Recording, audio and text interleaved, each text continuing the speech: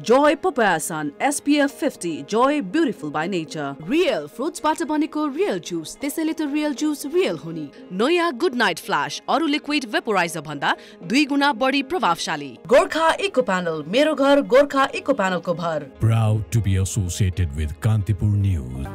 Good evening. I'm Samriddhi Kesi and these are the headlines of the hour. Families of deceased Nepali soldiers killed in the Russia-Ukraine war head to Russia to identify bodies and claim compensation. 6 reach Moscow with government permission. Load shedding concerns go up among general public after conflicting claims from the ministry and Nepal Electricity Authority. Lawmakers say minister making false claims. Finland tops the list of happiest countries in the world for the 8th consecutive year. Nepal goes up 1 rank to 92, Afghanistan at the bottom of the list. And Nepal police maintains unbeaten streak in the Prime Minister Cup cricket, defeats Bagmati by 93 runs. Karnali defeats Lumbini by 5 runs. Welcome back. The families of deceased Nepalese soldiers killed in the Russia-Ukraine war while serving in the Russian army have begun heading to Russia to claim compensation and identify bodies. On Wednesday, family of 6 deceased individuals reached Russia. The government has imposed a ban on travel to Russia except for official purposes. However, sources say that the families of those killed in the war have been sent to Russia to identify the bodies and claim the compensation. The Ministry of Foreign Affairs had written to the Immigration Office at Tribhuvan International Airport instructing them to grant permission for the families to travel to Russia. According to Ministry's letter, the affected families from 5 districts departed for Russia on Wednesday. Among them, 2 are from Jhapa and 1 each from Sindhupalchok, Khotang, Gorkha and Rupandehi. Previously, 2 individuals had traveled to Russia in the same manner.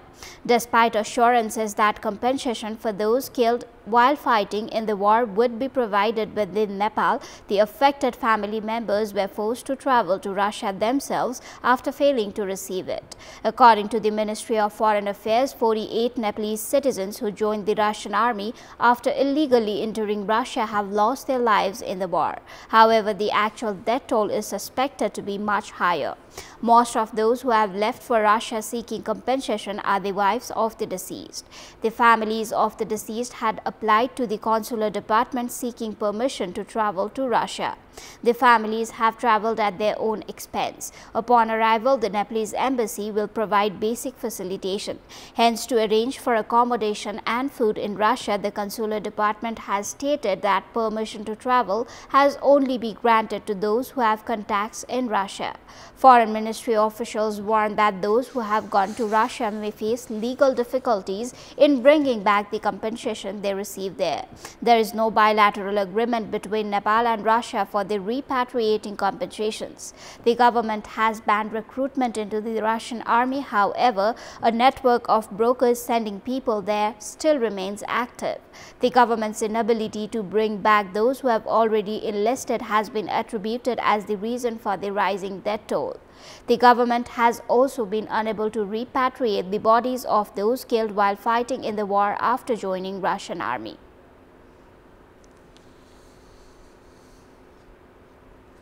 There are growing concerns among the general public as the leaderships of the Ministry of Energy and Nepal Electricity Authority have been making contradictory statements on the issue of load shedding in recent times. Energy Minister Deepak Khadka said in a parliamentary session that load shedding will soon affect households, but the authority has been claiming otherwise. On Wednesday, Minister for Energy Deepak Khadka claimed during a National Assembly session that load shedding would affect every household. Immediately after that, Managing Director of Nepal Electricity Authority, Kulman Khising, asserted that such a situation would not occur. However, the conflicting statements from the 2 individuals have raised concerns among citizens about a potential load shedding. During Thursday's parliamentary session, lawmakers raised objections, stating that the government itself has created confusion. घर घरमा कहीं पनि load shedding छैन हुँदैन र उद्योगमा पनि प्रायोरिटीको आधारमा कहिलेकाहीँ चाहिँ राति नपुगेको टाइममा डेडिकेटेड ट्रङ लाइनको विद्युत नतिरेको ग्राहकहरूको चाहिँ प्राथमिकता राखेर हामीले केही कटौती गर्नुपर्ने हुन्छ। त्यस्तो भयो भने हामी कटौती गर्छौँ। रातिको समयमा, दिउँसो त्यस्तो हुँदैन र घर-घरमा चाहिँ लोड सेडिङ हुने अवस्था अहिले छैन। On Wednesday, Minister Khadka claimed that 830 megawatts were being imported from India, which met the country's electricity demand. He also stated that internal production was 1,000 megawatts and that the authority was running at a loss of 250 billion rupees. मन्त्रीज्यू भन्नुहुन्छ load shedding हुन्छ, load shedding सुरु भयो। अर्कोतिर फेरि कार्यकारी प्रमुख भन्नुहुन्छ load shedding छैन, हुँदैन, ढुक्क हुनुपर्दछ। यो खालको अन्योलता, यो खालको चाहिँ एउटै सरकारबाट एउटै देशभित्र यो खालका समाचारहरूले दिन खोजेको सन्देश के हो? आउन सक्ने समस्यालाई कसरी समाधान गर्ने अनि जनतालाई आश्वस्त हुने परिस्थिति कसरी बनाउने भन्दा पनि यो खालको एउटा चाहिँ दुविधायुक्त, भ्रमयुक्त यो खालको एउटा चाहिँ समाचार सन्देश गरेर हामीले चाहिँ छुट पाउँदैनौँ। The authority mentioned that at 12 p.m. on Wednesday, the highest amount of 725 megawatts of electricity was being imported from India, while the minister had said it was 830 megawatts. It also stated domestic production was 1,600 megawatts, surpassing the 1,000 megawatt figure. The private sector produced 600 megawatts and the authority's associated companies produced 200 megawatts, while projects under the authority produced 800 megawatts. On Wednesday morning, domestic consumption was 600 megawatts, which reached 1,600 megawatts in the evening, which means domestic electricity production was enough to meet household demand and industrial sectors had to face electricity cuts. However, the authority claims to be managing electricity for 41 dedicated and trunk lines. अहिले भर्खरै म यहाँ बसेर कुरा गर्दै गर्दा 830 megawatt विद्युत भारतबाट आयात भइराखेको छ। अहिले भर्खरै हामीसँग पुग नपुग 1000 मेगावाट विद्युत छ। अहिले साँझमा अब लोड सेडिङ घरमै पनि हुने अवस्था छ। At present, the demand for electricity in Kathmandu Valley is 420 megawatts. This has been decreasing daily as most people are yet to begin using air conditioners and the use of heaters has been reducing due to warming temperatures. The demand is expected to peak in the upcoming months. Apart from decreasing demand for electricity, the melting of snow has increased water flow in rivers, which is expected to add 25 megawatts to weekly production. However, despite managing electricity for domestic consumption, industries which have no outstanding dues are still facing load shedding for up to 12 hours. बिजुली अहिले सरसर्ती हाम्रो उद्योगमा के छ भने तपाईको साँझमा 6 बजेदेखि राति 12:30 बजेसम्म फुल्ली तपाईको लोड सेडिङ छ। तत्पश्चात जो छ हाम्रो बिजुली रेगुलर छ। कहिलेकाहीँ अक्कल झुक्कल चाहिँ गयो भने 10 मिनेटदेखि आधा घण्टासम्म जान्छ, त्यसपछि हाम्रो सुचारू नै हुन्छ।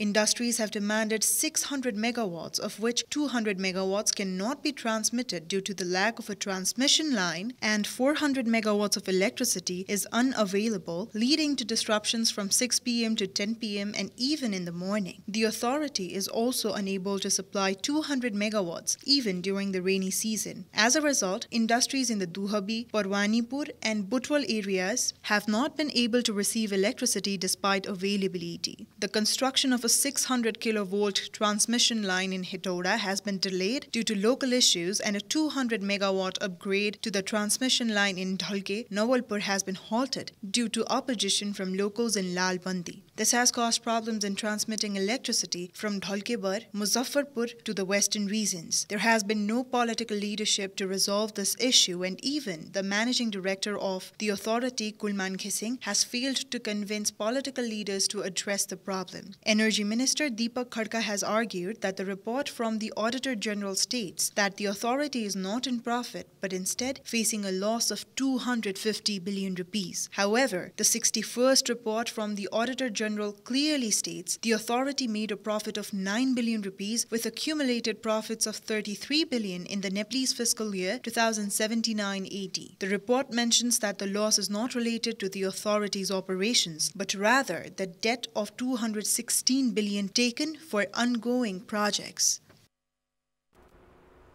3 individuals involved in the forceful relocation of a Dalit family in Aurahi of Aurahi Rural Municipality in Siraha in the pretext of Mahayagya have been absconding. This includes Rural Municipality Chair Shivaji Yadav, organizer of the Mahayagya, Bajrangi Baba, and former Ward Chair Dilip Yadav. Meanwhile, the incident has invited outcry from across the country. Parliamentarians voiced their protest against the incident and had demanded for the formation of a probe committee at today's session of the House of Representatives. A Mahayagya, a Hindu ritual, is beginning from 30th of March in Aurahi of Aurahi municipality in Siraha. While it has been a matter of celebration for most in the village, for the family of Deepak Malik, who comes from Dalit Dome community, historically considered untouchable, it came with an unpleasant development. Malik, who had been living in the very area where the Mahayagya is being organized for the past 30 years, was forcibly relocated and his home demolished to rubble. He was told his family's presence was not acceptable for the holy works by the event organizer Bajrangi Baba, who directed his relocation. It was executed by Rural Municipality Chair Shivji Yadav and former Ward Chair Dilip Yadav. Apart from Malik's home being demolished, the soil beneath their house was also removed, saying it was impure. Malik's family is currently living in a temporary thatched arrangement at a nearby community school land without electricity or water supply. अब घर चाहिए, toilet चाहिए, ये दीवार लगा घेर दो, पानी बुनी में खाना के गुजर रहते हैं बाल बच्चा खाना करते, आ जमीन है, तेरे स्टडी कर दो, 4-5 को दिया पुता सब है, ये घर द्वार में टूटल फूटल घर में रही चीज़, आप कती करिए? The forceful relocation of Malik's family has invited widespread criticism. On Thursday, parliamentarians raised the issue in House of Representatives demanding for justice. Nepal सरकारका गृह मन्त्रीलाई त्यो घटना उपर तत्काल छानबिन गरेर पीडितहरूलाई कानुनी सजाय दिन अनुरोध गर्छु। धन्यवाद। हाम्रो गृह मन्त्रीलाई किन यस्ता घटनाप्रति चासो हुँदैन? के गृह मन्त्रीज्यूलाई म प्रश्न गर्न चाहन्छु कि तपाई दलित विरोधी हो, नत्र भने यसरी संघीय लोकतान्त्रिक गणतन्त्रको जग बलियो हुन्छ त? तिराको औडी गाउँपालिका 5 मा विष्णु महायोग गर्न नाममा एकजना दलित समुदाय दीपक मलिकको घर भत्काउन निन्दनीय घटना हो। सभामुख महोदय, महायगको नाममा दलित परिवारको घर भत्काएर उठीवास गराउने माथि कानुन बमोजिम कारबाहीको जोरदार माग गर्दछ। Nepal declared elimination of caste-based discrimination in 2006. However, discriminations persist to this day. Malik's case is one among the latest seen in recent time. There is a call on the authorities to book those guilty for discrimination that under any pretext has been prohibited by the state constitution. It is time for our segment Public Pulse, where you text us with your opinion.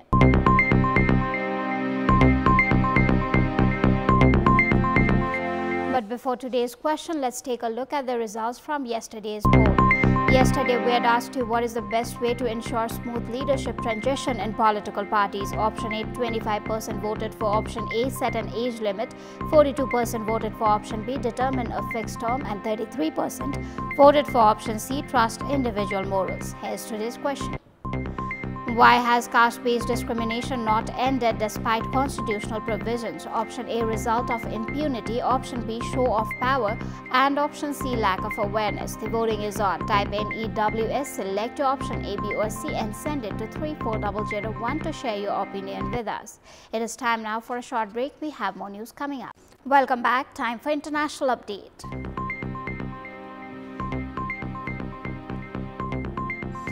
Finland once again tops the World Happiness Report, which was released today and measures social support, income, health, freedom, generosity, and the absence of corruption to determine a country's national happiness.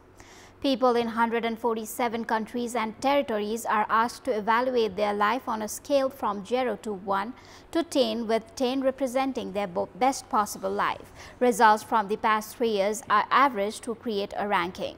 Finland remained in the top spot for the 8th year with an average score of 7.75, followed by Denmark, Iceland and Sweden, while Afghanistan held the bottom spot with the scores of 1.36. Professor of Economics at the University of Oxford and editor of the World Happiness Report, Jam Emmanuel D. Neve, said that among the factors that contributed to people's well-being was GDP per capita, wealth distribution, a welfare state that provides psychological stability and a healthy life expectancy.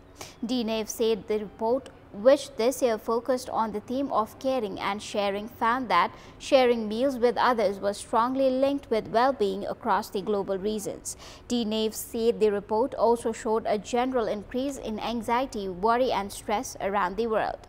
The annual World Happiness Report, launched in 2012 to support the United Nations Sustainable Development Goals, is based on the data from U.S. market research company Gallup, analyzed by the global team now led by the University of Oxford.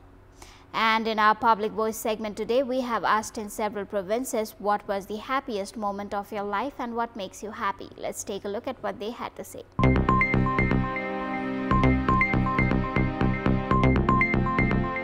महिनाभरि काम गरेर अन्तिममा salary जुन आउँछ त्यसमा सबभन्दा बढी खुसी लाग्छ। जुन दिन मलाई सन्तुष्टि हुन्छ त्यो दिन मेरो अनुहारमा आफै खुसी आउँछ। आज फाइनली फर्स्ट एससी को एक्जाम दिँदै छु अनि अब यति वर्ष पढेको फाइनली फल आउला भनेर अब आशा छ, त्यसैले आजै मलाई धेरै खुसी लागिरहेछ। म नेपाल सरकारको जागिर पाएको बेलामा लोकसभा पास गरेपछि म धेरै खुसी भएको थिएँ। जब कि आफूले गरेको मेहनतको फल पायो भने चाहिँ एकदम खुसी लाग्छ। नेपालको बुढी गण्डकी जलाशय युक्त योजनाको प्रस्ताव राखेर त्यसलाई चाहिँ सर्वेक्षण गरेर मुआवजा दिन सुरु भयो, त्यो दिन चाहिँ म अत्यन्त जीवनमा खुसी भएको थिएँ। पहिलोचोटिको प्रयासमै मैले सरकारी सेवामा राष्ट्रिय वाणिज्य ब्याङ्कमा नाम निकाल्दाखेरि चाहिँ म आफूलाई एकदम खुसी फिल गरेको थिएँ। मेरो भाइले सरकारी जागिरमा डाइरेक्ट पुलिसको सब इन्सपेक्टरमा नाम निकाल्दाखेरि भएको थियो। दिदीको छोरी जन्मेको दिन चाहिँ एकदमै खुसी भएको। एसई दिँदाखेरि आफ्नो 10 वर्षको क्यारियरलाई एउटा त्यति बेला फलामे ढोका भन्थ्यो आइरन गेट हैन, त्यति बेला जब एसई दिँदाखेरि एकदमै खुसी। कोही दुःख पर्दा छटपटिएको बेला केही सहयोग गर्न पाएँ भने म खुसी हुन्छु। भियतनाम गएको थिएँ, तब मैले मेरो जीवनको सबैभन्दा बढी रमाइलो गरिएको थिएँ।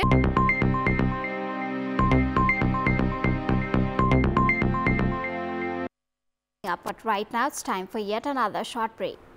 Welcome back. Time for sports update. Sports news. Nepal Police Club has bagged its 7th consecutive win in the ongoing Prime Minister's Cup, defeating Bagmati Province by 93 runs. With this win, defending champion Police is eyeing the final spot. Police, who decided to bat first after winning the toss, posted a total of 297 runs, losing 8 of its wickets in 50 overs. This is the highest total of the ongoing tournament. Kushal Bhurtel and Amit Shrestha played a partnership of 124 runs, adding huge contribution to the total.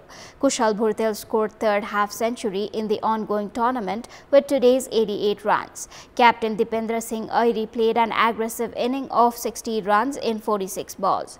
Bagmati's Pratish GC took 3 wickets. Bagmati managed to score only 204 runs, losing all of its wickets in 45.2 overs. Ishan Pandey contributed highest of 70 runs for Bagmati. Shubh Kansakar contributed 36 runs. Police's Lalit Narayan Rajbansi took 4 wickets, while Kushal Bhurtel took 3 wickets and Karan Casey took 2. With today's win, Police stands at the top of the table with 14 points, while Bagmati is in the 8th place with 4 points in 6 games. Karnali Province has bagged thrilling win of 5 runs against Lumbini Province in another match of Prime Minister's Cup. Karnali, who chose to bat first after winning the toss, posted a total of 205 runs, losing all of its wickets in 48.5 overs. Opener Sunil Dhamala was dismissed in 19 runs, while Dinesh Adhikari contributed 16. Karnali's Dipendra Raut and Arjun Kharti played a partnership of 102 runs to post competitive total.